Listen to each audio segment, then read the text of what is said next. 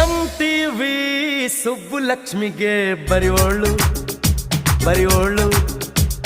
ZTV ಮಾದಗೌಡ್ರಿಗೆ ಬರೆಯೋಳು sensor ಇಲ್ಲದೆ